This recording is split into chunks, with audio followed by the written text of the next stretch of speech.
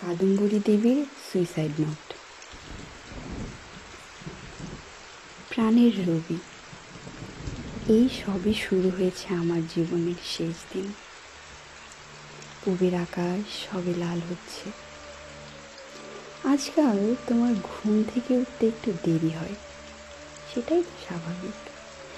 মাত্র 4 মাস বিয়ে হয়েছে তোমার।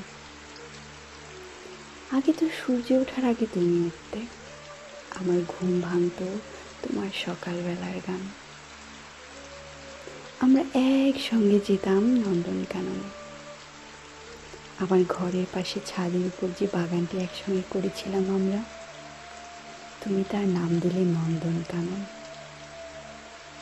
তারপর একদিন সেই বাগানে ভোরের প্রথম আলোয় আমাকে চুমু খেয়ে জিজ্ঞেস করলে, নতুন বৌঠান, নামটা তোমার পছন্দ হয়েছে? আমার সমস্ত শরীর তখন কাঁটা দিচ্ছে, আমার ভয়ে বুক করছে দূর দূর। ঠাকুরপো, এমন দুঃসাহস ভালো নয়, কেউ দেখে ফেললে কি হবে জানো? বললাম আমি। তোমার বয়স তখন 19, সবে ফিরেছ বিলেত থেকে, আমি 21। তুমি হেসে উত্তর দিলে, এ তো নন্দনকানন, মর্তলোকের দৃষ্টি এখানে এসে পৌঁছয় না নতুন বৌঠান।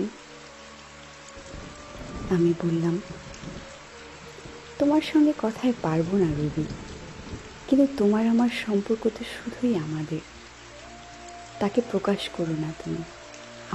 আমার ভয় করে। কিসের ভয়? তোমাকে হারানোর ভয়। এই বাড়িতে তুমি ছাড়া আমার আর কোনো বন্ধু নেই, একমাত্র বন্ধু তুমি।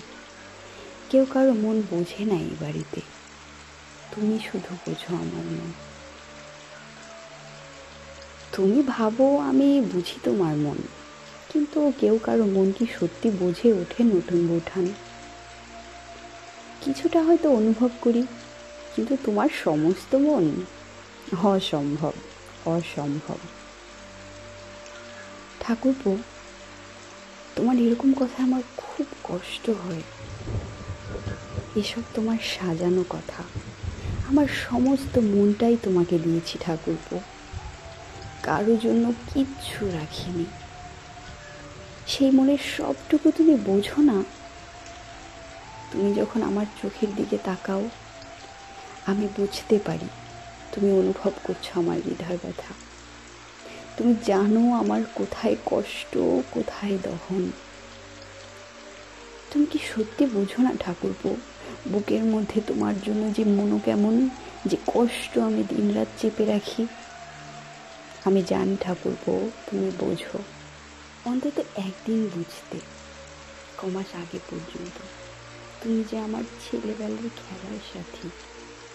রবি, তোমাকে চিরদিনের জন্য ছেড়ে যাওয়ার আগে মনের কথাটি জানিয়ে যাই। কোনো মিথ্যে নেই এই কথার মধ্যে, আমি বানানো কথা বলতে শিখিনি। তোমাকে, শুধু তোমাকেই ভালোবেসেছি। তোমার মতো আর কোনো পুরুষ যে আমি দেখিনি ঠাকুরপো। রূপে, গুণে, গান আর প্রাণের প্লাবনে তুমি যে অনন্য।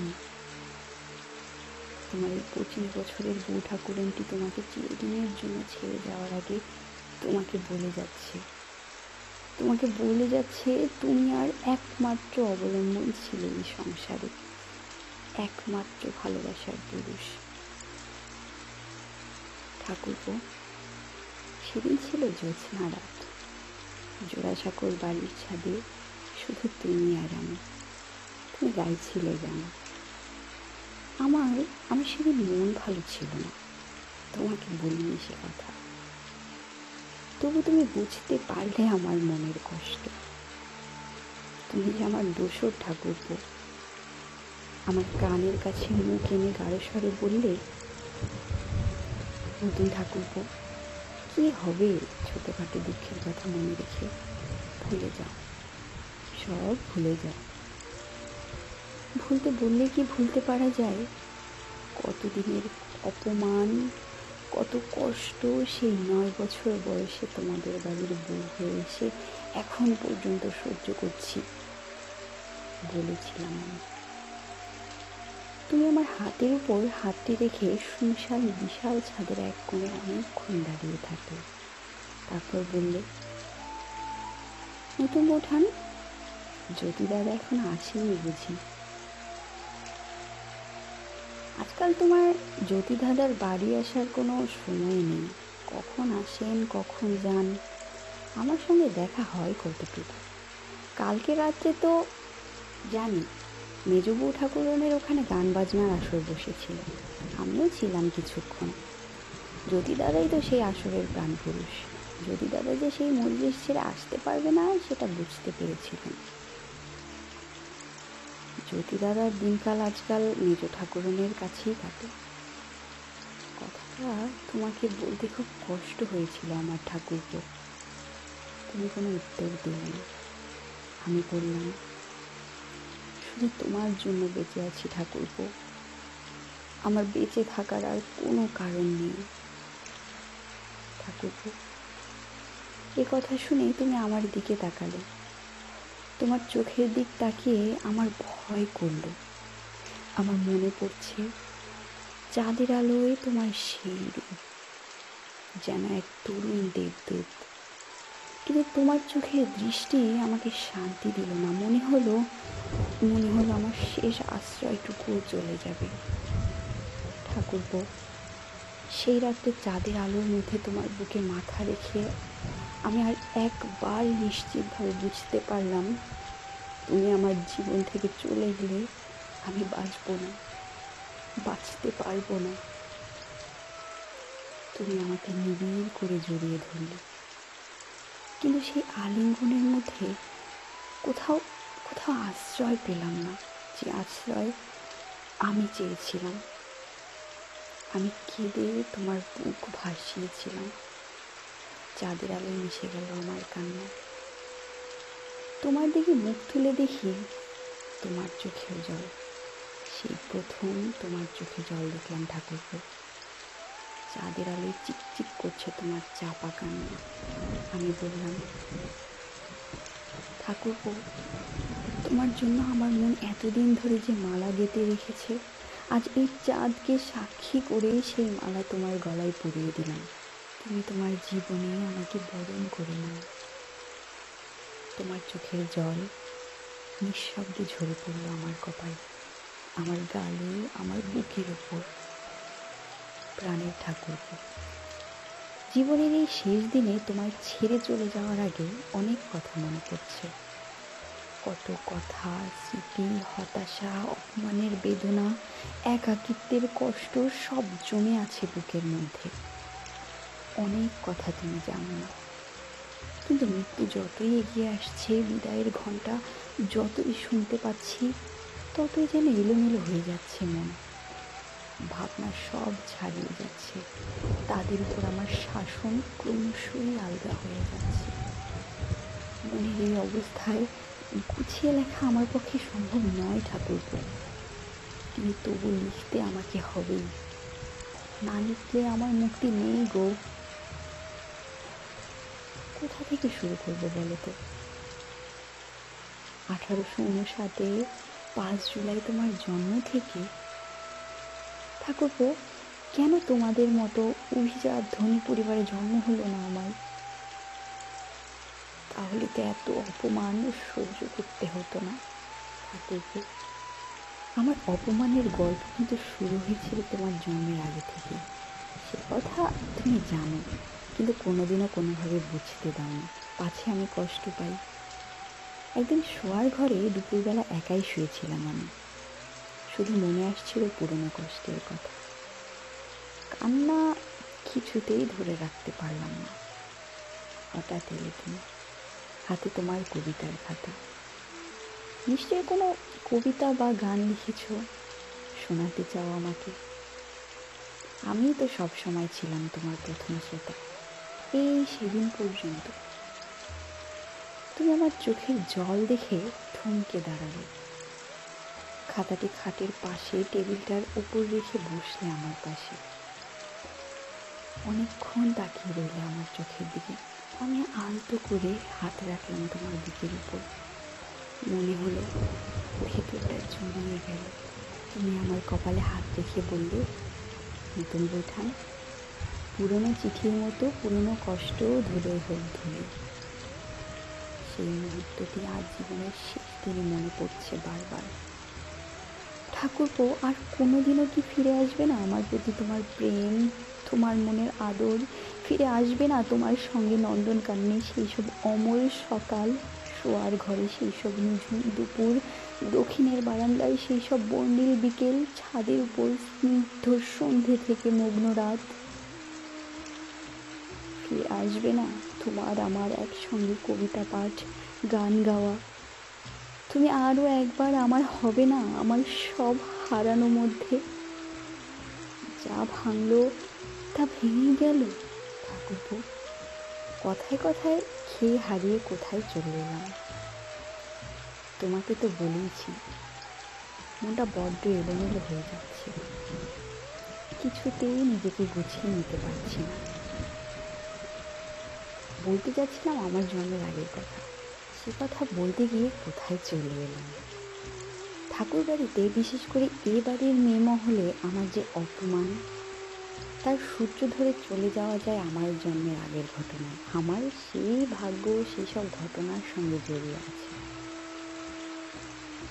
প্রাণের রবি, ঠাকুর বাড়ির বউ হওয়ার আগে তোমাদের কাছে, না না তোমার কাছে না, তুমি তো আমার ভালোবাসার মানুষ, আর সকলের কাছে, বিশেষ করে তোমার আইসিএস সেজ দাদা সত্যেন্দ্রনাথ ঠাকুর আর তার বিলেত ফেরত স্ত্রী জ্ঞানদান নন্দিনীর কাছে আমার পরিচয় ছিল।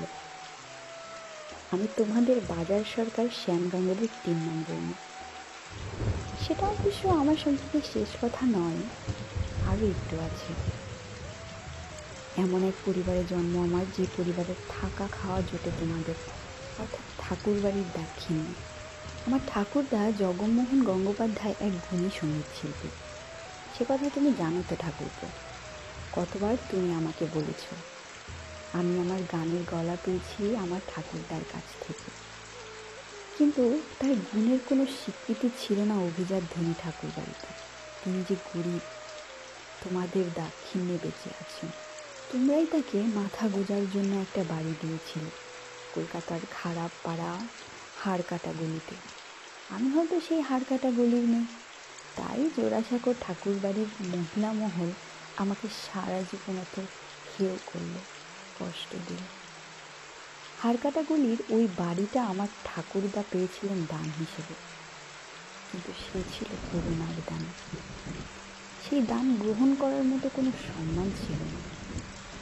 ঠাকুরপো, আমি জানি না ঠাকুর বাড়ির সঙ্গে আমার বাড়ির সম্পর্ক তুমি কতটা জানো। জানলেও আমাকে কতটা জানতে দাওনি সে তুমি জানো। এক অর্থে আমিও কিন্তু ঠাকুর বাড়ি নিই, কিন্তু সে কথা ভাববার অধিকার আমাকে কেউ কোনো দিনও দেয়নি। আমি ঘাটেরও নেই, পাড়েরও নেই। এভাবে কেটে গেল আমার জীবনের 25টা বছর। আমি আমার পরিবারের গল্প, আমার জন্মের কাহিনী আজ তোমাকে কিছুটা বলে যাই, তাহলে হয়তো কিছুটা বুঝবে কি আমায় দহন করেছে এতটা বছর ধরে, আমার মৃত্যু কি জুড়াবে। আমার ঠাকুরদা জগমোহনের সঙ্গে বিয়ে হয় তোমার ঠাকুরদা দ্বারকানাথের মামাতো বোন শিরোমণি। এসব কথা তোমাকে 2-1 দিন বলার চেষ্টা করেছিলাম, তুমি বলতে থাক না সেসব দূরের কথা। কিছুতেই বলতে দিতে না তুমি, পাছি এসব কথা বলতে গিয়ে আমার ভেতরে ভেতরে কষ্ট পাই। একদিন বললে, আমার বেশ মনে আছে, দুপুরবেলা আমার শোবার ঘরের খাটের আমার পাশেই শুয়েছিলে তুমি।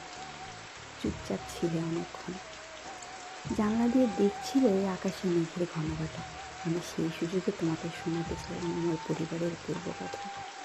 তুমি বললে, নতুন বৌঠান, কী হবে পুরনো দুঃখ কষ্টের কথা ভেবে? ভুবন জুড়ে এত আনন্দ, সেই আনন্দধারাকে অন্তরে গ্রহণ করো। দেখবে দেখবে ঝরা পাতার মতো পুরনো সেই দুঃখ সেই আনন্দ স্রোতে ভেসে গিয়েছে। আমি তোমার হাতটা এনে রাখলাম আমার বুকের উপর, বললাম, শত দুঃখের মধ্যেও সেই আনন্দকে আমি ধরে আছি এই মুহূর্তে আমার বুকের মাঝখানটিতে। ঠাকুরপো, আমার মনে হলো যেন চিরকাল তোমার হাতটিকে আমার বুকের মাঝখানটিতে এইভাবেই ধরে রাখতে পারি। তুমি আর কারো নও ঠাকুরপো, শুধু আমার। আজ পৃথিবী থেকে চলে যাওয়ার আগে বুকের মাঝখানটা বড্ড খালি হয়ে গেছে, কিছু নেই সেখানে, শুধু শূন্য। কোথায় তোমার হাত? কোথায় আমার সেই সুধাময় স্পর্শ ঠাকুরপো? সব হারিয়ে গেল, সব তুমি কেড়ে নিলে। তুমি হঠাৎ বললে, চলো তো নাটকের মহড়াটা আরো একবার শুরু করা যাক, তোমার মনে এক্ষুনি ভালো হয়ে যাবে বৌঠান। তখন তোমার জ্যোতিদার লেখা অলিকবাবু নাটকের মহড়া চলছে রোজ বিকেল থেকে সন্ধ্যা পর্যন্ত। সেই নাটকের নায়ক নায়িকা তুমি আর আমি। নায়ক অলিকবাবু তুমি, নায়িকা হেমাঙ্গিনী আমি। যারপর থেকে তুমি আমাকে চুপি চুপি হে বলে ডাকতে শুরু করলে। আমি তোমার হাতখানি বুকের মাঝে ধরে সেই দুপুরবেলা আমার খাটে শুয়ে শুয়ে শুরু করলাম নাটকের মহড়া। আমি জগতের সমক্ষে চন্দ্র সূর্যকে সাক্ষী করিয়া মুক্ত কণ্ঠে বলিব, 1,00,000 বার বলিব তুমি আমার স্বামী, 100বার বলিব, সহস্রবার বলিব, 1,00,000 বার বলিব আমি তোমার স্ত্রী। তুমি চুপ করে শুনলে, কোনো কথা বললে না অনেকক্ষণ। তোমার হাতটিকে আমার বুকের উপর থেকে সরিয়ে নিলে না, পাশ ফিরে শুধু তাকালে আমার মুখের দিকে। ঠাকুরকে আজও ভুলতে পারিনি তোমার সেই আরতিময় আখিপাতের মায়া। আবার এলোমেলো চলতে চলতে যে কথা বলতে চাচ্ছিলাম তার থেকে কত দূরে চলে এলাম। এরকমই ঘটতে থাকবে ঠাকুরপো। মৃত্যু এত কাছে দাঁড়িয়ে কখনো তো কিছু লিখিনি। যেসব কথা ভাবছি অবশ্যই আসছে দেহ মন। মনের মধ্যে সব কিছু আলগোছে শিথিল হয়ে যাচ্ছে। তোমাকে যে চিঠি পড়তে হবে তাও নয়, চিঠিটা আমার সঙ্গে চিতায় জ্বলিয়ে দিয়ে। ঠাকুরপো, আমার একটি দুঃখের জায়গা আমার চোখের সামনে বারবার বাবার অপমান দিনের পর দিন। আমি ঢুকলাম তোমাদের বাড়ির অন্দরমহলে, কিন্তু বাবা থেকে গেলেন বারমহলে, সামান্য বেতনের শ্যাম গাঙ্গুলি হয়ে। যদিও তিনি ঠাকুর বাড়ির বেয়াই, কোনো সম্মান পাননি কোনোদিন। সেই উদারতা জোড়াসাঁকোর ঠাকুর বাড়িতে ছিল না ঠাকুরপো, ছিল শুধু তোমার মধ্যে। কিন্তু তুমি তো আলাদা, সবার থেকে অন্যরকম। আমার বাবা যে সারা জীবন ঠাকুর বাড়ির অসম্মানের মধ্যে থাকতে বাধ্য হলেন, তার কারণ তোমাদের দাক্ষিণেই আমাদের পরিবার চিরকাল খেতে পড়তে পেয়েছে। তোমাদের দাক্ষিণেই তো আমি ঠাকুর বাড়ির বউ হতে পেরেছিলাম। কিন্তু তবুও ডালে ডালে পাতায় পাতায় আমিও তো দ্বারকানাথের পরিবারের সঙ্গে জড়িত। তোমার ঠাকুরদা দ্বারকানাথের পরিবারের সঙ্গে জড়িত। তোমার ঠাকুরদা দ্বারকানাথের পরিবারের সঙ্গে জড়িত। তোমার ঠাকুরদা দ্বারকানাথের মামাতো বোন শিরোমণিকেই তো বিয়ে করেন আমার ঠাকুরদা জগন্মোহন। দ্বারকানাথের মামা অর্থাৎ শিরোমণির বাবা ছিলেন কেনারাম রায়চৌধুরী। আমার অসম্মানটা কোথায় জানো ঠাকুরপো? হাড়কাটাগুলির বাড়িটা কিন্তু শিরোমণি তার বাবার কাছ থেকে পাননি, পেয়েছিলেন কাকিমা রামপ্রিয়ার কাছ থেকে। কে এই রামপ্রিয়া? তুমি হয়তো জানো না। আমি খোঁজ নিয়ে জেনেছি রামপ্রিয়া ছিলেন দ্বারকানাথের ঠাকুরদা নীলমণি ঠাকুরের ভাই গোবিন্দরামের স্ত্রী। রামপ্রিয়া কেন কুখ্যাত বনিতাপাড়া হাড়কাটা গলিতে একখানা বাড়ি দিয়ে গেলেন শিরোমণিকে? বাড়ি? আমার ঠাকুরদা জগমোহন, যাকে তোমাদের বাড়ির সবাই জগমোহন বলে ডাকেন, তিনি তো গরিব মানুষ, বিয়ের পরে বউকে নিয়ে থাকবেন কোথায়? তাই খারাপ পাড়ার একখানা গেরস্ত বাড়ি দেওয়া হলো তার বউকে। দিলেন বউয়ের কাকিমা রামপ্রিয়া। আমার ঠাকুরদা আর ঠাকুমা ওই হাড়কাটা গলিতেই থাকতেন। এমন একটা মানুষকে ঠাকুর বাড়ির অভিজাত্য কী চোখে দেখবে তা তো তোমাকে বলে বোঝাতে হবে না ঠাকুরপো। আমার বাবা শ্যাম গাঙ্গুলির কাজ জুটল তোমাদের বাড়িতে, বাজার সরকারের কাজ আর নানা রকম ফরমাস খাটার কাজ। আমার বিয়ের পরেও সে কাজ তাকে খাটতে হয়েছে। বারবাড়ির ফরমাইশ তিনি বেশি খাটতেন। অন্দরমহলে তাকে কদাচিৎ দেখতে পেতাম, স্বয়ং যতীন্দ্রনাথের স্ত্রী আমি, অথচ যতীন্দ্রনাথ তার জামাই, তিনি এবাড়ির বেহাই, এসব কথা কার পক্ষে স্বপ্নেও ভাবা সম্ভব হয়নি। হঠাৎ ঠাকুর বাড়ির আভিজাত্যের টনক নড়ল। কেউ কেউ ভাবতে শুরু করলো শ্যাম গাঙ্গুলিকে জোড়াসাঁকোর বাড়িতে না রাখাই ভালো, দূরে কোথাও পাঠিয়ে দিলে সামাজিক লজ্জা থেকে দুপক্ষেরই মুক্তি। সামান্য বেতনে আমার বাবাকে পাঠিয়ে দেওয়া হলো তোমাদের গাজীপুরের বাড়িতে। সেখানে তোমাদের বিশাল জমিদারি, অনেক বড় বাড়ি, দায়িত্ব অনেক। আমার বাবা আমার চোখের সামনে থেকে সরে গেলেন। আমি বাঁচলাম, এই তো ঠাকুর বাড়ির দান, আমি কৃতজ্ঞ। ঠাকুরপো, সবে যখন বিয়ে হয়েছে আমার, 9 বছরের বালিকা আমি, একদিন মেজ বউ ঠাকুরের ঘরের পাশে যেতেই শুনতে পেলাম মেজে দাদা সত্যেন্দ্রনাথ ঠাকুরের কণ্ঠস্বর, যিনি তার স্ত্রীকে বলছেন, এ কাকে নিয়ে এলে বাড়িতে? ওই মেয়েটা জ্যোতির যোগ্য পাত্রী? কোন দিক থেকে সে জ্যোতির মতো ছেলের উপযুক্ত? এটা একটা বিয়ে হলো? ঠাকুরপো, আমার খুব ভয় করলো কথাটা শুনে, আর খুব দুঃখ হলো। ভয় করলো যদি আমাকে বাড়ি থেকে তাড়িয়ে দেয় সবাই মিলে, আমি কোথায় যাব? মেজ বউ ঠাকুরন বললেন, ওকে আমরা মেজে ঘষে তৈরি করে নিব। তাছাড়া জ্যোতি ঠাকুরপো কিছুটা দায়িত্ব আছে ওকে নিজের মতো করে গড়ে তোলার। মেজ বউ ঠাকুরনের কথায় যেন আগুনে ঘি পড়ল। জ্বলে উঠলেন সত্যেন্দ্রনাথ, বললেন, ওমে কোনোদিনও ভালো মেয়ে হবে না, তোমরা দেখে নিও। বাজার সরকার শ্যামের মেয়ে হয়ে উঠবে জ্যোতির যোগ্য স্ত্রী? তোমরা মেজে ঘষে কাকে তৈরি করবে? জ্যোতির এই বিয়েতে আপত্তি করা উচিত ছিল। আমার হাত পা সব কাঁপতে লাগলো, খুব কান্না এলো বুকের মধ্যে, কিন্তু চোখ শুকনো। মেজ বউ ঠাকুরকে বলতে শুনলাম, বাবা মশাইয়ের ইচ্ছে এ বিয়ে হোক। জ্যোতি ঠাকুরপো বাবা মশাইয়ের বিরুদ্ধে কথা বলবে, এ কথা তুমি ভাবতে পারলে? এটা বাবা মশাইয়ের জেদ, অন্যায় জেদ। জ্যোতি মেনে নিল বটে, কোনো প্রতিবাদ পর্যন্ত করল না। এই বিয়েতে কারো মঙ্গল হবে না। ঠাকুরপো, ওই কথাটা আজও আমার কানে লেগে আছে। এই বিয়েতে কারো মঙ্গল হবে না। তোমাদের সংসারের সব থেকে বড় অমঙ্গল আমি। তোমাকে ভালোবেসে আমি অসতী, আছে অমঙ্গলের অসতীর বিদায়। আমি চাই তোমাদের সংসারে সুখ শান্তি ফিরে আসুক। তোমার নতুন দাদা আমাকে স্ত্রী হিসেবে পেয়ে মনে হলো না একদিনের জন্য সুখী হয়েছিলেন। মনেরই তো মিল হলো না আমাদের। সত্যি আমিও ওর যোগ্য স্ত্রী হতে পারলাম না। উনি সারা জীবন থেকে গেলেন অনেক দূরের মানুষ। ঠাকুরপো, তুমি আমাকে এত ভালোবাসলেন কবি বিহারীলাল চক্রবর্তী। আমার প্রতি বিহারীলালের ভক্তি ও অনুরাগ সত্যি আমাকে লজ্জা দিত। কিন্তু তোমার নতুন দাদার প্রেম না, পেলাম না কোনোদিনও তার কাছের মানুষ হয়ে ওঠার সম্মানটুকু পাইনি। ঠাকুরপো, তোমার কাছে লুকাবার কিচ্ছু নেই।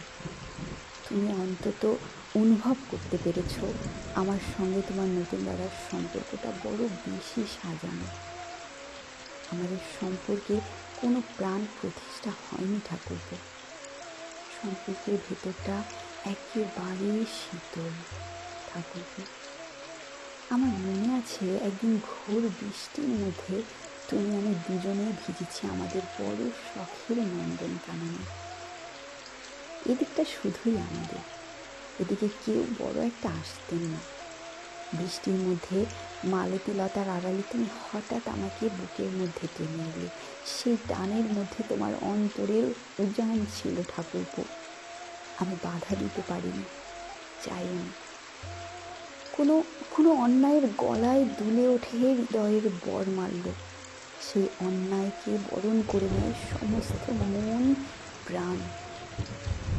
ঠাকুরপো, তোমার আলিঙ্গন ছিল তেমন অন্যায়। বৃষ্টিতে ভিজেছে তুমি, কি সুন্দর দীর্ঘ তোমার শরীর। তোমার দীর্ঘ সিক্ত কেশদানি নেমে এসেছে বলিষ্ঠ গ্রীবা পর্যন্ত। তোমার আয়ত দুটি চোখে মেঘলা আকাশের মায়া। তুমি আমাকে বুকে জড়িয়ে ধরে বলেছিলে, ঠাকুর বাড়িতে একটা উপবাসে আমার সবাই কষ্ট পেয়েছে, চিরকাল আদরের উপবাস। আদরের উপবাস, মাত্র দুটি শব্দ, অথচ আমার সমস্ত শরীরের মধ্যে বৃষ্টির জলের সঙ্গে মিশে বয়ে গেল এই শব্দ দুটি। তোমার কণ্ঠস্বর স্পর্শ করলো আমার সমস্ত শরীর। আমি স্থান কাল ভুলে গেলাম। মনে হলো প্রবল বৃষ্টির মধ্যে তোমার শরীর গড়ে যাচ্ছে আমার শরীরের মধ্যে। মনে হলো আমার শরীর মিশে যাচ্ছে তোমার শরীরে, কোনো তফাৎ নেই আর। তোমার দিকে মুখ তুলে বললাম, আমাকে একটু আদর করবে ঠাকুরপো? কতদিন কোনো আদর পাইনি আমি। তুমি যেন জল দেবতা, সামান্য নিচু হলে তুমি। আমার মুখখানি তুলে নিলে কত আদরে চুমু খেলে আমার ঠোঁটে। এক ঝলকের আলতো চুমু। মনে হলো এই প্রথম আদর পেলাম আমি। হতে পারে অন্যায়, তবু মনে হলো জীবনে এর চেয়ে বেশি কিছু, বড় কিছু, পবিত্র কিছু আমি পাইনি। যেন এতকাল বেঁচেছিলাম এই মুহূর্তটির জন্য। আমার ঠোঁটে তোমার সেই প্রথম চুমু আজও ফুরিয়ে যায়নি ঠাকুরপো। আমার জীবন ফুরিয়ে যেতে চলল। আবার খেয়ে হারিয়ে ফেলেছি। তোমার মতো গুছিয়ে যদি লিখতে পারতাম, অথচ না লিখলে উপায় নেই। অনেক কথা যে বলার আছে তোমাকে। পৃথিবী থেকে চলে যাওয়ার আগে আমি তোমাকে সব সব সব কথা বলে দিতে চাই, উজাড় করে। যদি একবার কাছে পেতাম তোমাকে, খুব আদর করতাম, তখন আর এত কথা বলতাম না হয়তো। কিন্তু তোমাকে আজকাল শুধু দূর থেকে দেখি। গত 4 মাস তোমার বিয়ে হয়েছে। শুধু 4 মাসে ঠাকুরপো কত কত দূরে সরে গেছো তুমি। করে পারলে গো? তুমি কি জানো ঠাকুরপো, নন্দনকাননের সব গাছ মরে গেছে এই কমাসে। জল না পেয়ে, যত্ন না পেয়ে, আদর না পেয়ে মরে গেল তারা। আমার স্বাধীন নন্দনকানন আদরের উপবাসে মরল ঠাকুরপো। ঠাকুরপো, গত 4 মাস তুমি তোমার নতুন বউকে নিয়ে ব্যস্ত। তোমার নতুন বউটা এখন পুরাতন। আজকাল তুমি তোমার জ্যোতি দাদার মতো বাড়ি ফেরো না। মাঝে মধ্যে রাত কাটাও মেজ বউ ঠাকুরনের বাড়িতে। সেখানে যে চলছে তোমার বালিকা বোধের মাজা ঘষা। মেজ বউ ঠাকুরনের নিজের হাতে। তোমার বন্ধ ঘরের দিকে তাকিয়ে কত বিকেল, সন্ধে, রাত কেটে যায় আমার। সব থেকে অসহ্য একটা আমার দুপুরবেলা। তোমার পায়ের শব্দ শুনতে পাই সারাক্ষণ। মনে হয় এই বুঝে এলে তুমি। নতুন বউঠান, চলে এলাম তোমার কাছে। এ কথা বলে আমার পাশে শুয়ে পড়ল। কদিন আগে আর পারলাম না, ঢুকে পড়লাম তোমার ঘরে। ঢুকে দেখলাম পাথরের টেবিলে তোমার কবিতার খাতাটি উপর করে রেখে গেছো তুমি, যেন কোনো কবিতা লিখতে লিখতে উঠে গেছো। বুকের ভিতরটা টন টন করে উঠল। তোমার বিয়ের পরে এই কয় মাস আর একটিও কবিতা পড়ে শোনাওনি আমাকে। ঠাকুরপো, তুমি তো বলেছিলে আমার জন্যই তুমি লেখো তোমার সব লেখা। তোমার লেখার মধ্যে লুকিয়ে থাকে অন্য লেখা, যা শুধু আমি পড়বো, আমি বুঝবো। সেই লেখা আর কারোর জন্য নয়। কেন মিথ্যে বলেছিলে ঠাকুরপো? এই ছলনার কি কোনো প্রয়োজন ছিল? প্রাণের রবি, আমি তোমাকে কখনো কোনো মিথ্যে বলিনি। আমার মধ্যে কোনো ছলনার আশ্রয় নেই। আমি পেয়েছি তোমার ভালোবাসা ঠাকুরপো। আর কোনো মেয়ে এভাবে তোমার ভালোবাসা কখনো পাবে না হয়তো। আমার জীবন সার্থক। সেই ভালোবাসা হারিয়ে আমার বেঁচে থাকার কোনো অর্থ হয় না ঠাকুরপো। বলতে লজ্জা করছে, তবু না বলেও পারছি না। আমি কখনো কখনো লুকিয়ে চুরিয়ে তোমার কবিতার খাতা পড়ি, আর তখন খুব কান্না পায় আমার। সবে বিয়ে করেছো তুমি, খুব স্বাভাবিক তোমার কবিতায় এখন অত আদর, এত সুরের ছড়িয়ে থাকবে। তবু আমার খুব কান্না পায়, কষ্ট হয়, বুকের শিরায় টান ধরে। মনে হয় আমার অপমান এতদিনে সম্পূর্ণ হলো। তোমার একটা কবিতার নাম স্তন, চমকে উঠলাম নাম দেখে। এ তো তোমারই হাতের লেখা। স্তন শব্দটি ফুলের মতো ফুটে আছে আমার অনিন্দ সুন্দর হস্তাক্ষরে। তুমি লিখেছ, সহসা আলোতে এসে গেছি যেন থেমে, স্মরণে মরিতে চায় অঞ্চল আড়ালে। এই লাইন দুটি আমার গলায় চেপে ধরল, আমার নিঃশ্বাস বন্ধ হয়ে এলো। একটি প্রশ্ন অসুখের মতো ছড়িয়ে পড়ল সমস্ত শরীরে। কি ভাবনি তুমি আমার কথাও? একবারও না।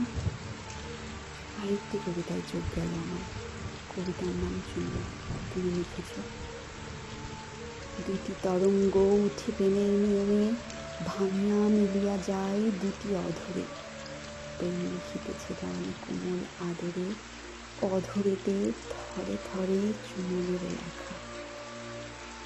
ঠাকুরপো, সত্যি কথা বলো, তোমার কি একবারও মনে পড়েনি নন্দনকাননে সেই বৃষ্টির আড়াল, সেই আদর, সেই নিবিড় আলিঙ্গন আর চুম্বন? এই লাইনগুলোর মধ্যে কি তোমার আমার আদর একটুও নেই ঠাকুরপো? বলো বলো বলো। প্রাণের রবি, পাথরের টেবিলে তোমার খাতাটি উপর করা আছে দেখে মনে হলো, না থাক, আবার তোমার লেখা পড়ে যদি কষ্ট পাই আমি, যদি আবার নিঃশ্বাস বন্ধ হয়ে বুকের শিরা ছিঁড়ে যায়, কষ্ট সহ্য করার ক্ষমতা আর নেই রবি। পরক্ষণে মনে হলো হয়তো এমন কিছু লিখেছ যা আমার মন ভালো করে দেবে, যে লেখার মধ্যে লুকিয়ে আছে অন্য লেখা, যে লেখা শুধু তুমি আমি পড়ব, সেই লেখা আর কেউ বুঝবে না। আমি খাতাটি খুলতেই চোখে পড়ল এই দুটি লাইন, হেথা হতে যাও পুরাতন, হেথায় নতুন খেলা আরম্ভ হয়েছে। পরের ঘটনা আমার কিছু মনে নেই রবি। আমি কি করে তোমাদের ঘর থেকে আমার ঘরে এসেছিলাম আজও মনে পড়েনি আমার। শুধু মনে আছে যখন চেতনা ফিরল তখন রাত্রি হয়ে গেছে। আমি আমার বিছানায়, ঘর অন্ধকার। ঠাকুরপো, কে ছিলেন আমার মা? তোমরা তাকে কখনো কোথাও দেখেছ? কখনো কি আমি পেয়েছি মায়ের আদর? 4 কন্যার জন্ম দিয়েছিলেন আমার মা, বরদা আর মনোরমা। আমার 2 দিদি আর শ্বেতাম্বরী আমার ছোট বোন। আমি শ্যাম গাঙ্গুলির 3 নম্বর মেয়ে। শুধু বাবার নামেই আমার পরিচয়। কোথায় হারিয়ে গেলেন আমার মা? তাকে আমার মনেই পড়ে না। তোমার নতুন দাদাকে আমার মায়ের কথা কোনো দিনও জিজ্ঞেস করতে সাহস হয় না। আমার বাবা সব অপমান সত্ত্বেও এক অর্থে তো ঠাকুর বাড়িরই ছেলে, তাই এই বাড়িতে আমার জন্মের আগে তার স্থান হয়েছিল। তার বাসা ছিল জোড়াসাঁকোর বিরাট বাড়িটার নিচতলায়, পায়রার খোপের মতো একটি ঘরে। আমার জন্ম কোথায় ঠাকুরপো? হাড়কাটা গলিতে, নাকি তোমার বাড়ির নিচের তলায়, যেখানে তোমার আশ্রয় দিয়েছিল গরিব আত্মীয় স্বজনদের? ঠাকুরপো, আমি তোমাকে দেখতাম দূর থেকে, তুমি নামতে না নিচের তলায়। কোনোদিন আসোনি আমাদের বাড়ি, কেনই বা আসবে? কত বড় ধনী পরিবারের ছেলে তুমি। তুমি তখন বছর 6টায় হবে, আমি 8। তোমাকে দেখতাম দূর থেকে। দক্ষিণের বারান্দায় রেলিং ধরে তুমি দাঁড়িয়ে থাকতে, তোমার দৃষ্টি থাকতো আকাশ পানে। মাঝে মাঝে তুমি খেলা করতে পারো না, ইচ্ছে করতো তোমার সঙ্গে গিয়ে খেলা করি। একদিন তখন তুমি আমার খুব বন্ধু। সেই যখন নন্দনকানন করেছি দুজন মিলে, তুমি বিলেত থেকে ফেরার পরে তখন আমার জিজ্ঞেস করেছিলে, ঠাকুরপো, আমার মনে পড়ে তোমার কেমন ছিলাম আমি এ বাড়ির বউ হওয়ার আগে তোমাদের নিচের তলায়? কথাটি শুনে কেমন যেন বিষণ্ণ হয়ে গেল তুমি, কুঁকড়ে গেলে ভেতর থেকে। শুধু বললে, মনে তো পড়ছে না কিছু। আমি বললাম, কিছু মনে পড়ে না? আমি নিচের তলা থেকে দাঁড়িয়ে দেখতাম তোমাকে। তুমি যখন এসে দাঁড়াতে দক্ষিণের বারান্দায়, একদিন তোমাকে দেখে হাত নেড়েছিলাম, মনে পড়ে তোমার? তুমি বললে, নিচের দিকে দেখতামই না আমি, আমি তো আকাশ দেখতাম। তোমার আকাশ দেখতে ভালো লাগতো না? আমি বললাম, আমার ঘর থেকে আকাশ দেখা যেত না। আমার তো তোমার মতো বারান্দা ছিল না ঠাকুরপো। হয়তো আমার কথা শুনে খুব কষ্ট হয়েছিল তোমার। কোনো কথা বললে না।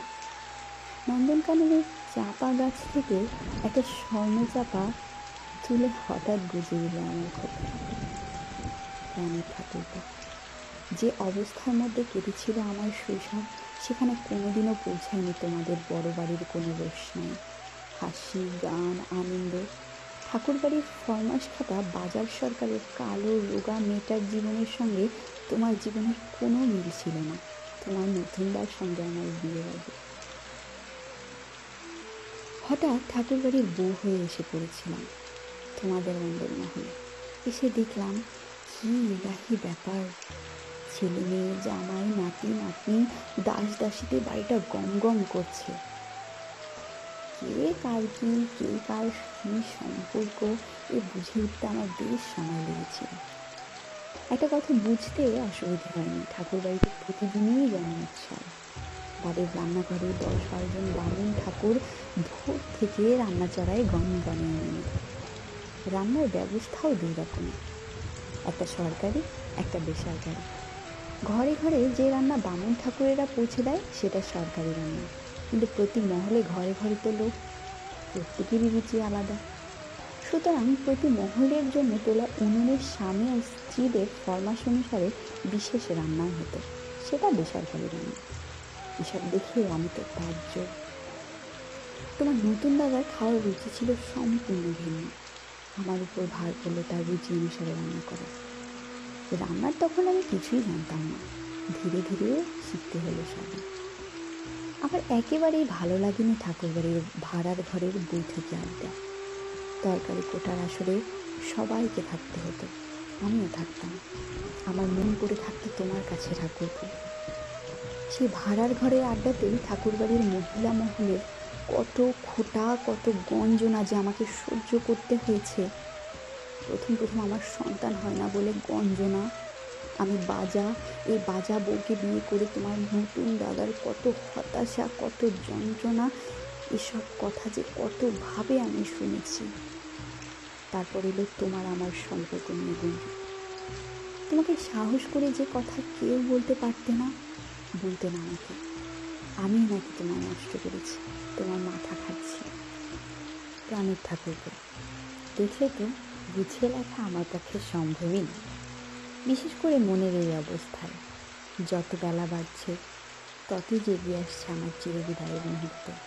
আরও বিপন্ন, বিষণ্ণ হয়ে পড়ছে আমার মন। দিশেহারা হয়ে যে কথা বলতে চাই তার থেকে দূরে চলে যাচ্ছি বারবার। আমার তো আর বেশি সময় নেই, অথচ সব কথা যে বলতেই হবে তোমাকে। হে আমার প্রিয়তম পুরুষ, প্রিয়তম বন্ধু, আমার চিরসখা, তোমাকে না বললে যে আমি মরতে পারবো না। আমার রবি, কতই বা বয়স হবে তোমার? তখন তো তুমি একরত্তি বালক, বয়স এই 7-8 হবে। আমার কিন্তু তখন বেশ বয়স। আমার বিয়ের দিনেই তো আমি 9 পড়লাম। 1868-র 5 জুলাই ছিল আমার 9 বছরের জন্মদিন। হিন্দুরা বলে জন্মদিনের দিন বিয়ে করতে নেই, তা আমরা তো হিন্দু নেই, ব্রাহ্মণ। ওসব কুসংস্কার তোমাদের নেই। তবে আসল কথাটা হলো, সেদিন যে আমার জন্মদিন সে কথাটা কেউ মনে রাখেনি। এই দেখো, এবার মনে পড়লো আমার মায়ের কথা। এই তো আমি দেখতে পাচ্ছি আবছা হয়ে দাঁড়িয়ে আছে এক কোণে, বলছে জন্মদিনে বিয়ে দিলে সে বিয়ে শুভ হয় না। ঠাকুরপো, এবার সব মনে পড়েছে আমার। মায়ের নাম ত্রৈলোক্য সুন্দরী, যার কথা কেউ শুনল না, আমার বিয়েতে যার কোনো ভূমিকাই নেই, ঠাকুরবাড়ির আন্দরমহলে যার কোনো পরিচয় নেই, তার কত বড় নাম ত্রৈলোক্য সুন্দরী। কোথায় হারিয়ে গেলেন চার কন্যা সেই জননী আমার মা? আমার ঠাকুরদা জগমোহন গঙ্গোপাধ্যায় ছিলেন ঠাকুরবাড়ির দারোয়ান। তোমাদের বাড়ির ফটকেই তার চিরস্থায়ী আসন ছিল পাতা। আমার দাদামশাইয়ের নাম শশীভূত মুখোপাধ্যায়। ঠাকুরবাড়িতে তার কোনো পরিচিতিই নেই। এই দেখো, আবার পিছলে আমার লেখা। যে কথা বলছিলাম, 1868 5 জুলাই আমার জন্মদিনে তোমার 19 বছরের নতুন দাদার সঙ্গে আমার বিয়ে হয়ে গেল। কি দুর্লভ সৌভাগ্য আমার! ঈশ্বরের কত বড় আশীর্বাদ আমার উপর! আমি যার বিদ্যে তখন প্রথম ভাগও পেরোইনি, আমি এক গরিবের কালো রোগা মেয়ে হয়ে গেলাম ঠাকুরবাড়ির বিদ্বান, অপূর্ব রূপবান, অভিজাত যুবক, গানে বাজনায় লেখায় সরস্বতীর বরপুত্র স্বয়ং যতীন্দ্রনাথের স্ত্রী। প্রায় প্রতিদিন থেকে শুরু হয়ে গেল আমাকে তোমার নতুন দাদার যোগ্য করে গড়ে তোলার চেষ্টা। আমার জন্য কেনা হলো প্রথম ভাগ, দ্বিতীয় ভাগ, ধারাপাত। আমাকে ঘষে মেজে তৈরি করার দায়িত্ব নিজের হাতে তুলে নিলেন মেজ বউ ঠাকুরন জ্ঞানদান নন্দিনী। আমার মোটেই ভাল লাগতো না এসব। ভাল লাগতো শুধু তোমার সঙ্গে ধারাপাত পড়তে। তোমার সঙ্গে প্রথম বাধা পড়েছিলাম ধারাপাতের সুরে। প্রাণের রবি, আমি ক্রমশ হয়ে উঠলাম তোমার বাড়ির বউ। আমার একমাত্র পরিচয় আমি তোমার নতুন দাদার স্ত্রী। তুমি আমাকে কি মিষ্টি করে ডাকলে নতুন বৈঠান। আমার জীবনে সারা দিন রাত ধরে একটাই চেষ্টা, কি করে হয়ে উঠবো যতীন্দ্রনাথের ঠাকুরের স্ত্রী, যোগ্য স্ত্রী। আমার বাবা মা পড়ে থাকলে আমার দৃষ্টিপথ থেকে অনেক দূরে, তবু একই বাড়ির বারমহলে আমি যে বাড়ির বউ। খবর পেতাম বাবা কখনো খাচ্ছেন তোমাদের বাগানে পাঁচিল তোলার ফরমাস, কখনো বা দুরস্ত করছেন আমার শাশুড়ি ঠাকুরন তোমার মায়ের বিছানা। তোমার মা যে ক্রমশ কোথায় হারিয়ে গেলেন আমি অন্তত জানি না। তুমি বুঝতে পারলাম ঠাকুরপো, আমি যতই চেষ্টা করি না কেন, মেজ বউ ঠাকুরনের চোখে আমি এই বাড়ির বাজার সরকারের মেয়ে ছাড়া আর কিছুই নেই। এই পরিচয় থেকে, এই সামান্যতা থেকে আমার মুক্তির কোনো উপায় নেই। যতীন্দ্রনাথের স্ত্রী, যোগ্য স্ত্রী হওয়া এই জীবনে আমার পক্ষে যে সম্ভব নয়, এ কথাটা ঠাকুরবাড়ির মেঘমহলে এতদিন ধরে ক্রমাগত আমাকে বুঝিয়ে দিয়েছে। সারা ঠাকুরবাড়িতে আমি একটি প্রাণের মানুষ পেয়েছিলাম রবি, সেই মানুষ তুমি। তুমি বুঝেছিলে আমার দহন, আমার সকল কষ্ট সহ্য হয়। তোমার দেওয়া কষ্ট আমি সহ্য করতে পারি না। কেন তুমি লিখলে, চেও না ফিরে ফিরে হেথায় আলো নাহি, অনন্তের পানে চাহি আধারে মিলাও ধীরে ধীরে। তোমার কথায় আমি মাথা পেতে নিলাম রবি। আমার সামনে অনন্ত আধার, রবিহীন নিশ্চিদ্র অন্ধকার। আমি তোমার এই নির্দেশে সেদিকেই পা বাড়ালাম রবি। তখন তুমি বিলেতে, মনে হচ্ছে কত বছর তোমাকে দেখিনি। তোমার ফিরে আসার দিন দিনে কাটছে আমার রাত দিন। একদিন কুটনোকোটার আসরে মেজ বউ ঠাকুরন বললেন, নতুনের জীবনটা নষ্ট হয়ে গেল। কি যে একটা বিয়ে হলো ওর, কোথায় নতুন আর কোথায় তার বউ। এই বিয়েতে মনের মিল হওয়া সম্ভব নয়। স্ত্রী যদি শিক্ষা দীক্ষায় এতটাই নির্জ হয়, সেই স্ত্রী নিয়ে ঘর করা হয়তো যায়, সুখী হওয়া যায় না। নতুন তো আমার কাছে সারাক্ষণ পড়ে থাকে, গান বাজনা থিয়েটার নিয়ে আছে, তাই সংসারের দুঃখটা ভুলে আছে। কথাগুলো এক নিঃশ্বাসে বলে গেলেন মেজ বউ ঠাকুরন। তারপর কেউ একজন ফোরন কাটলেন। এবার মেজ বউ ঠাকুরন বললেন আমাকে নিয়ে তার আসল হতাশার কথা। আমি তো নতুনের যোগ্য পাত্রী দেখেছিলাম। আমার স্বামীর বন্ধু ডাক্তার সূর্যকুমার চক্রবর্তীর বিলেত ফেরত নেই। নতুনের পছন্দও হয়েছিল, কিন্তু সে বিয়ে হলো কোথায়? নতুনের ভাগ্য নেই, হবে কোথা থেকে? নিজ বউ ঠাকুরুনির এই কথাটা ঠাকুর বাড়ির মেয়ে মহলে রটে গেল হু হু করে। ডাক্তার সূর্যকুমার চক্রবর্তীর বিলেত ফেরত মেয়ের গুণাবলীর কথা কতভাবে যে আমার কাছে আসতে লাগলো, সেই সঙ্গে শুনতে লাগলাম আমার জন্য ঠাকুর বাড়ির হতাশার নিঃশ্বাস। সত্যি তো ঠাকুরপো, কোথায় সূর্যকুমারের বিলেত ফেরত মেয়ে, আর কোথায় ঠাকুর বাড়ির বাজার সরকারের মেয়ে। আমি ক্রমশ হয়ে উঠলাম ঠাকুর বাড়ির করুণার প্রার্থী। ঠাকুর বাড়ির রাজকুমার সত্যিই তো রূপেগুণের জ্যোতির্ময় স্বয়ং যতীন্দ্রনাথের স্ত্রী হওয়ার কোনো যোগ্যতাই ছিল না আমার। কোনোদিন সেই যোগ্যতা অর্জন করতেও পারিনি। তবু কেন তার সঙ্গে বিয়ে হলো আমার, সেই কথাটা কেউ কিন্তু ভেবেও দেখল না। ঠাকুরপো, আমার সঙ্গে বিয়ে না হলে তোমার নতুন দাদার বিয়ে যে হতো না। আমি ছিলাম তোমাদের সবচেয়ে সহজ মুক্তির উপায়, হাতের কাছেই ছিলাম আমি, তোমাদের বাড়ির গরিব মহলে নিচের তলায়। কে বাবা মশাইয়ের কানে আমার কথাটা তুলেছিলেন জানি না। আমার ভাগ্য, আমার নিয়তি। বাবা মশাইয়ের আদেশ গেল তোমার নতুন দাদার কাছে আমাকে বিয়ে করার জন্য। তখন যে সূর্যকুমারের মেয়ের কথা তাকে জানানো হয়নি তা হয়তো নয়, কিন্তু তিনি কান দিলেন না। আমার মতো সহজবার কে ছিল বলো? ঠাকুর বাড়ির পুরুষ, সে পুরুষ যতই হোক রূপবান গুণবান, যেমন তোমার জ্যোতি দাদা, যেমন তুমি নিজে, সেই পুরুষের বউ হওয়া খুব সহজ নয়। ঠাকুরকে মাত্র 4 মাস তোমার বিয়ে হয়েছে, এখন তুমি তোমার নতুন বউ নিয়ে বেশ আচ্ছন্ন, তাই তো স্বাভাবিক। পুরাতনকে বিদায় জানিয়েছো তুমি, নতুনই তোমার সব। কিন্তু একদিন তোমারও মনে হবে ঠাকুরকে, তুমি সেই বাবা মশাইয়ের নির্দেশেই বিয়ে করতে বাধ্য হয়েছ অনেক নিচের তলায়। তোমার স্ত্রীর বাবা ঠাকুর বাড়িরই কর্মচারী, তোমার যোগ্য স্ত্রী কি তুমি পেলে ঠাকুরপো? অর্থ আভিজাত গুণ কোনো কিছুর জন্য হিন্দু ঘরের তেমন মেয়ে তোমাদের ঘরে আসবে না যে জেনে বংশ মর্যাদায় শিক্ষা দীক্ষায় তোমাদের সমান সমান। কারণ তোমরা তো হিন্দু না, ব্রাহ্মণ।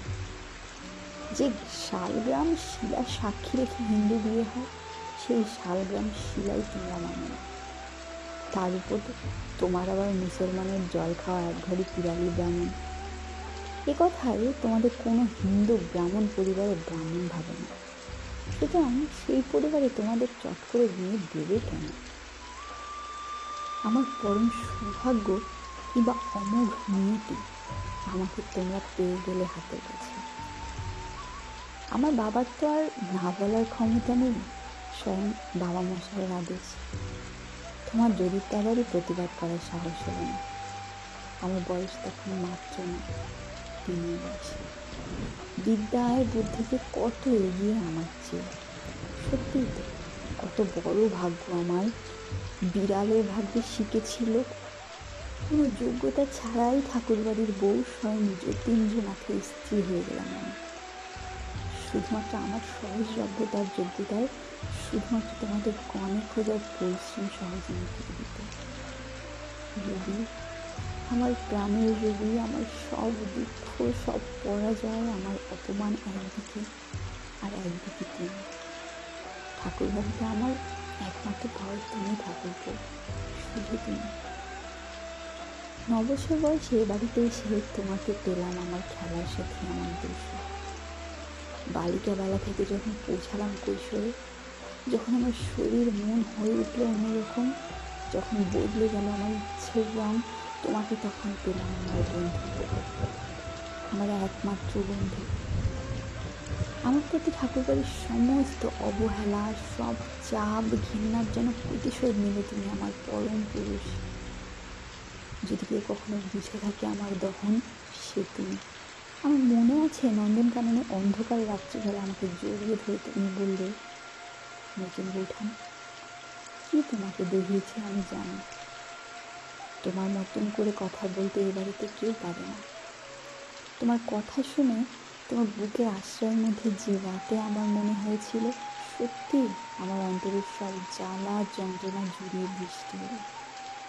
মনে হয়েছিল তুমি আমার চিরকালে, মনে হয়েছিল না না, বিশ্বাস হয়েছিল ঠাকুরকে তোমার ওই মন যেমন বোঝে আমার অপমান, যেমন অনুভব করে আমার একাকিত্ব, যেমন সব ছুঁয়ে থাকে আমার মন, সেই মনটাকে আমি চিরকালের জন্য পেয়েছি। সেই মনের উপর আর কোনো অধিকার নেই, এই বিশ্বাসের জোরেই আমি বেঁচেছিলাম। ঠাকুরপো, মনটা আবার এলোমেলো হয়ে যাচ্ছে, কিছুতেই বাগে আনতে পারছি না। কখন যে আমার জীবনের শেষ দিনের এতটা সময় কেটে গেল। এখন দুপুরবেলা আমার ঘরের জানলা দিয়ে দেখতে পেলাম বামুন ঠাকুর তোমাদের ঘরে নিয়ে গেল মধ্যাহ্নের খাবার। তুমি আজকাল তোমার নতুন বউকে নিয়ে নিজের ঘরেই খাও। তোমার নতুন জীবন এই 4 মাসে কত বদলে দিয়েছে তোমাকে। আগে আমার হাতের রান্না ছাড়া তোমার মন ভরত না, কিছু না কিছু রাখতেই হতো তোমার জন্য। এখন বামুন ঠাকুরের রান্নাতেই তুমি খুশি। তোমার যদি দাদা অবশ্যই এবারে রান্না মুখে দেন না, তিনি থাকেনি বা কখন যে খাবেন। ভুলেই গেছি কবে তাকে দেখেছি। তিনি মেজ বউ ঠাকুরনের বাড়িতেই বেশি আরাম পান, ওদের বাড়ির সাহেবি রান্নাতেই তার তৃপ্তি বেশি। ঠাকুরপো, আমার আজ উপোস। রান্নাঘরে সে খবর পাঠিয়ে দিয়েছি সকালবেলা। আজ আমার দরজা বন্ধ। এই দরজা আমি বন্ধ করেছি, খুলব না আমি। তোমরা খুলো আমার মৃত্যুর পরে। সেই রুদ্ধ দুয়ার খোলার অভিজ্ঞতা থেকে হয়তো তোমার মনে জন্ম হবে কোনো লেখা কোনো দিন। কে বলতে পারে, আমি থেকে যাব তোমার সেই লেখার আড়ালে। ঠাকুরপো, আজ আমার ঘরে কেউ আসবে না, কেউ না। আজ মৃত ব্রত পালন করছি আমি। একই সঙ্গে বেদনা আর আনন্দ বাড়ছে হৃদয়ে আমার। আজ আমার নির্জলা উপবাস, যাতে ক্রমশ দুর্বল হয়ে পড়ি আমি, যাতে মরতে তেমন কষ্ট না হয়। আবার এলোমেলো হয়ে যাচ্ছে ভাবনা, ঝিমঝিম করছে মাথার মধ্যে। তবুও লিখছি। আমি যে লিখছি তার ঠিক নয়, কেউ একজন লিখিয়ে নিচ্ছে এসব কথা আমাকে দিয়ে। মনে পড়ে গেল কয়েক বছর আগের কথা, কিন্তু তার আগে অন্য একটা কথা তোমাকে বলি। খুব তেষ্টা পাচ্ছে আমার গো। ঘরের কোণে পাথরের টেবিলটার উপর এক কুচো জল ভর্তি, কিন্তু কিন্তু এক ফোঁটাও জল খাবো না, যতই তেষ্টা পাক। জল খেলেই ব্রত যে ভেঙে যাবে, বরং বরং টেবিলের উপর মাথা রেখে একটু জিরিয়ে নেই ঠাকুরপো। মাথাটা এত ঝিমঝিম করছে কেন বলো তো?